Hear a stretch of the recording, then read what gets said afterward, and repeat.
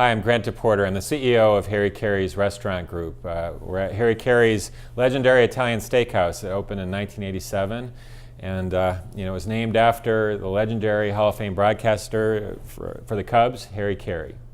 In the early 1930s, the Caravetta family bought the building. The Caravettas were Frank Nitti's in-laws. Frank Nitti was known as the enforcer for Al Capone's gang. So years later, we kind of looked around and started finding little bits and pieces of Frank Nitti's, being a part of this building.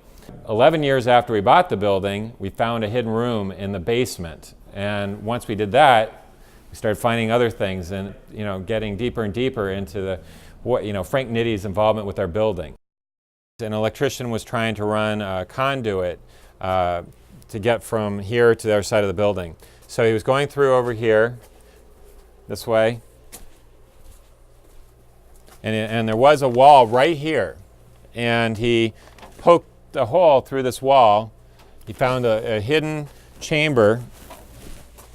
Right above the hidden door is the address book that I had found buried in a wall that has aldermen's home phone numbers, elected officials, and a bunch of mobsters' home phone, on top of the original criminal court file that had all of Nitti's subpoenas.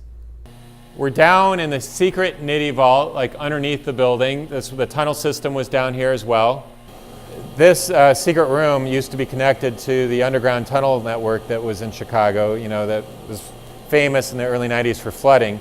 But you could end up going underground here, past the Merchandise Mart, underneath the Chicago River, and even show up underneath City Hall if you wanted to. But you can come and go from this room with never being seen on the Chicago city streets.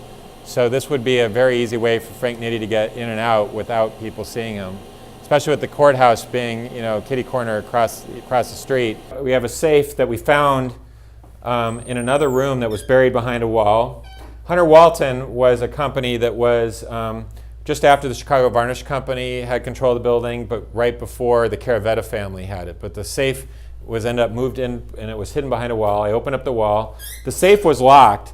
So I ended up having to get a safe cracker to come in and break through. So he gets through the first set of doors, only to find there was another set locked doors. He gets through this, and then he had to break this one open. And we get to the inside. Unfortunately, we did not find any money, but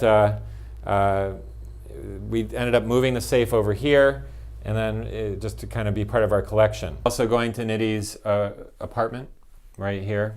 And over here is a door that would get to the attic where Nitti could watch from above what was going on at the courthouse, get on the roof. But it's also, if he wanted to kind of smell some fresh air, he could just go upstairs without being bothered by anybody or the police. So let's go up and see what we see.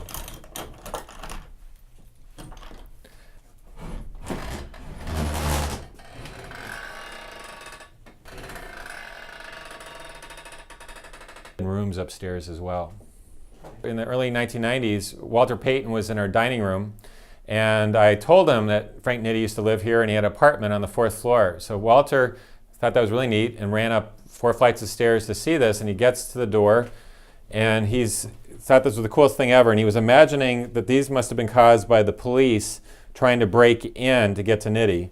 He ran up and down the stairs 5 different times with different groups of people trying to give his own tour of Frank Nitti's apartment, and he's the one that kind of created the inspiration for the Frank Nitti Museum.